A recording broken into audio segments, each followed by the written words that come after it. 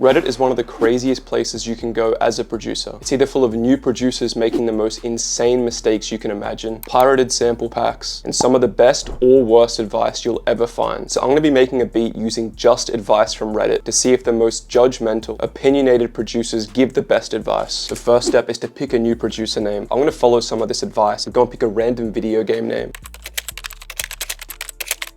Alright, Pixel Phantom. I think one of the best ways to start a beat is with a melody. This post here is an example of what not to do when making a melody.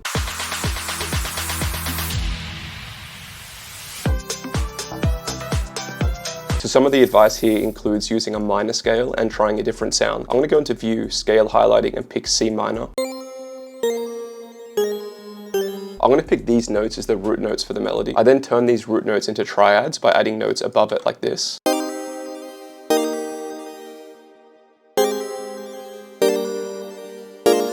This guy apparently sucks at sound selection. One of the most popular pieces of advice was to go and use a sound from a popular song.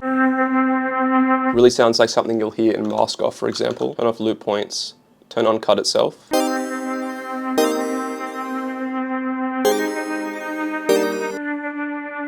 going to create a bit of a counter melody here.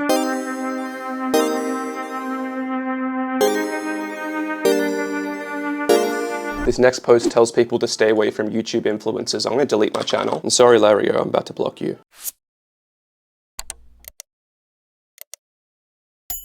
This next bit of advice I think is really powerful. I'm going to go and grab this flute sample. I'm going to turn the envelope on and do this here, which means as soon as I let go, it's going to stop.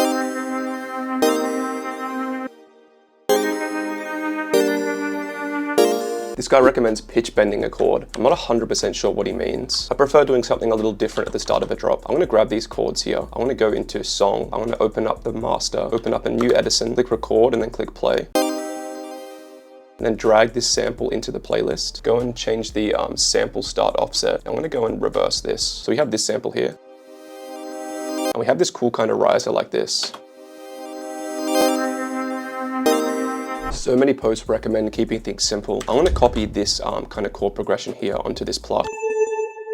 I'm going to do Control L, and I'm also going to click Alt A, which is an arpeggiator. And we have this cool kind of counter melody which can come in a little bit later. So many posts recommend using high quality drum samples. I'm a little bit biased, but I'm going to grab some samples from the Wavegrind Emotional Essence library. They're all tuned to C, they're all really high quality. I recently went and remade the top 1,000 beats of all time to try and find out what the drums and chords had in common. And so many of the drums, the hi-hats was just a simple two-step hi-hat sequence. And that really agrees with what people on Reddit are saying about keeping it simple. So I'm going to have this simple hi-hat sequence here. We're going to have a crash here at the start.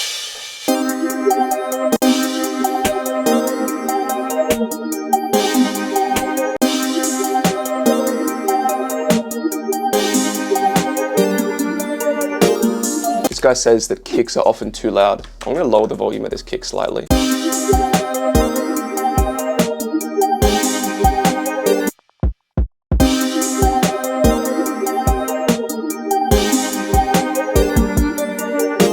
And to add more silence to this track, I'm going to take out some of these hi-hats.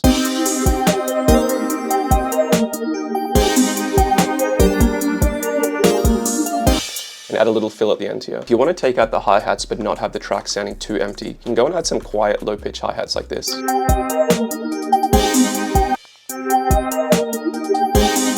As far as snare rolls go, this person recommended the Alt-U shortcut, which instantly chops things up in FL Studio. I want to go into the snare. I'm going to grab the half magnet and click Control-U to slice this up. I'm going to go and increase the velocity here. You can also include this right before a snare.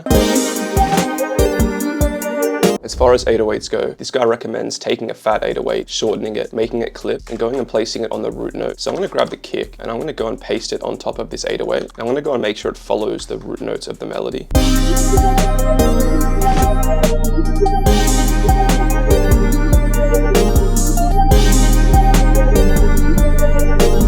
Now it's time to mix this beat. I'm gonna grab all the layers, go and drag them into this mixer track here. You have people recommending mixing in mono. So I'm gonna go over to the master here and change the stereo separation to 100% merge. The next step is making this 808 clip as someone else recommended. I'm gonna grab a fruity distortion. I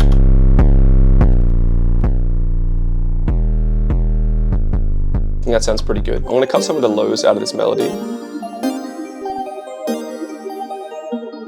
I'm gonna add a teeny bit of reverb with decay to this flute, so it has a teeny bit of a fade out. It doesn't cut off as abruptly. I'm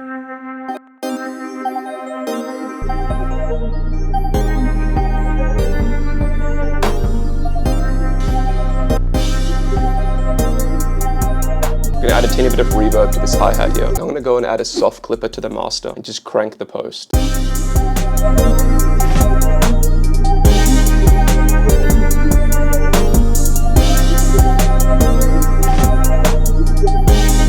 So it's not exactly how I would have made a beat, but I do think there is some really good advice to at least try on Reddit. Although most of these are jokes, I definitely recommend mixing in mono, cutting some of the low end out of a melody, using a simple hi-hat sequence, adding some gaps and spaces in your beats and arrangement, chopping up your snare to add some snare rolls with some bounce, and adding a soft clipper or maximizer on a beat. If you want to see me break down some of the most popular beats of all time, or expose some production secrets that top producers use on their top tracks, click one of the recommended videos. If you want the samples I used in this video, click the link to get the Emotional Essence library with over 10,000 royalty-free samples and MIDI.